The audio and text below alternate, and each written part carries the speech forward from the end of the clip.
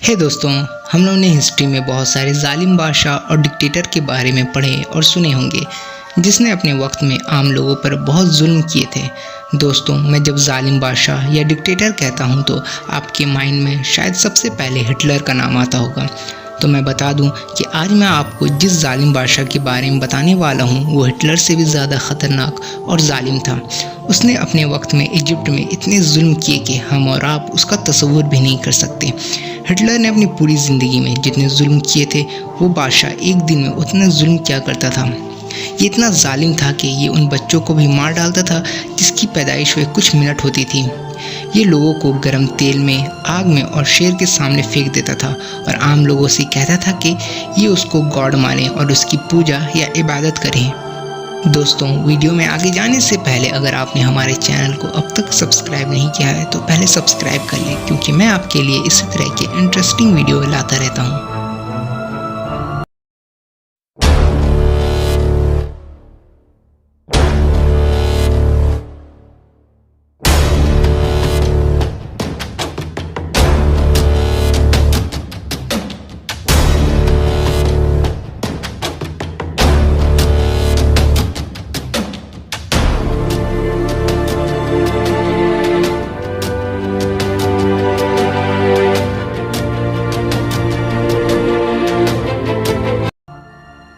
दोस्तों, इजिप्ट में जब भी कोई बादशाह बनता था तो इसका टाइटल फ़िरौन होता था और डॉक्टर मोर्सिस बुकाई के रिसर्च के मुताबिक जिस फ़िरौन ने या जिस बादशाह ने इजिप्ट में सबसे ज़्यादा जुल्म किया था उसका नाम रेमेसेस था। आगे वीडियो में मैं जितनी बार फ़िरौन कहूँ तो आप लोग समझ जाना कि मैं रेमेसेस के बारे में बात कर रहा हूँ, जिसने सबसे ज़्यादा इजिप्ट में अपना जुल्म दिखाया था और जुल्म किया था।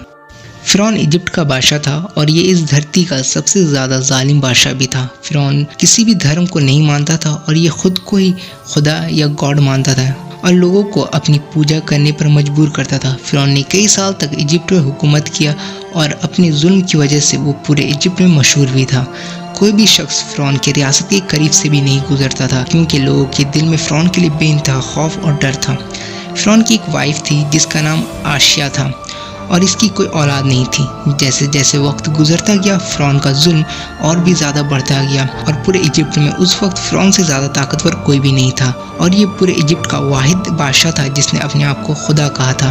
फ़िरौन की आंख में कोई एक बार से ज़्यादा देख नहीं सकता था, क्योंकि वो दोबारा देखने के लिए ज़िंदा ही नहीं बचता था। फ़िरौन किसी को भी अपनी आँखों में देखने की भी इजाज़त नहीं देता था। रेमेसेस की हुकूमत से पहले इजिप्शियन लोग का ये मानना था कि फ़िरौन जो होते हैं वो गॉड की तरफ से भेजे जाते हैं और ये उनके लिए जो भी फैसला करते हैं वो सही होता है।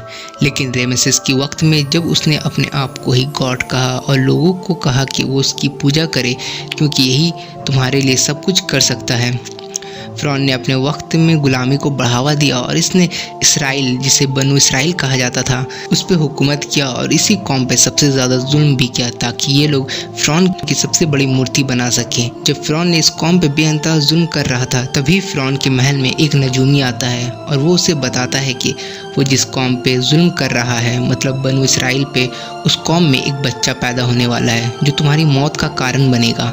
उसके बाद फ़ौरन ही फ़िरौन ये हुक्म जारी करता है कि इस कौम में जो भी बच्चा पैदा हो उसे फ़ौरन मार दिया जाए। जब वो बच्चा पैदा होता है तो उसकी माँ को मालूम होता है कि फ़िरौन के सिपाही उसके बच्चे को मारने आ रहे हैं, तो उसकी माँ अपने बच्चे को एक टोकरी में करके नील नदी में बहा देती है और ये बच्चा उस नदी के ज़रिए फ़िरौन के महल तक पहुँच जाता है। जब फ़िरौन की वाइफ उस बच्चे को देखती है तो वो उसे उस दरिया से निकालती है और फ़िरौन से कहती है कि ये उस बच्चे को इस महल का प्रिंस बनाना चाहती है। फ़िरौन इसकी बात मान जाता है और ये उस बच्चे को अपने साथ रख लेते हैं। उस बच्चे का नाम मूसा होता है। फ़िरौन के पास कुछ ऐसे भी लोग थे जो जादू जानते थे और फ़िरौन खुद भी जादू जानता था, पर वो जादू एक लिमिट तक ही यूज़ कर सकता था। ये बात होली कुरान में भी है। फ़िरौन के बारे में बहुत सारे धार्मिक ग्रंथ में भी बताया गया है। होली कुरान जो इस्लाम की धार्मिक ग्रंथ है उसमें बताया गया है कि फ़िरौन की बॉडी को ना ही ज़मीन, ना ही हवा और ना ही पानी एक्सेप्ट करेगी। यही वजह है कि खुदा ने आज तक फ़िरौन की बॉडी को बिल्कुल सही सलामत रखा है और क़यामत तक वैसे ही रखेंगे। रिसर्चर को जब फ़िरौन की बॉडी मिली तो उन्हें ये समझ नहीं आ रहा था कि इतने सालों तक ये बॉडी सही सलामत कैसे है। साइंटिस्ट के मुताबिक ये एक मेरिकल है। दोस्तों इस चैनल पे ऑलरेडी मैंने एक चाइनीज़ मम्मी के बारे में एक वीडियो बनाया है। अगर आप वो वीडियो नहीं देखे हैं तो इस वीडियो के बाद उसे एक बार ज़रूर देख लें। उस वीडियो में भी कुछ ऐसी बातों का पता चलेगा जिसके बारे में आप नहीं जानते होंगे। 1981 में डॉक्टर मोरिस बुकाई को उस फ़िरौन की मम्मी पे रिसर्च करने का मौका मिलता है। जब वो लोग फ़िरौन की मम्मी को देखते हैं तो उसकी रिस्पेक्ट में वो लोग सब झुक जाते हैं और फिर उसे फ्रांस लेकर आते हैं। और जब उस पर रिसर्च करते हैं तब उन लोग को कुछ ऐसी बातों का पता चलता है जिससे वो लोग जानकर हैरान थे। जब ये रिपोर्ट डॉक्टर मोरिस के पास आई तो वो भी उस रिपोर्ट को देखकर हैरान थे।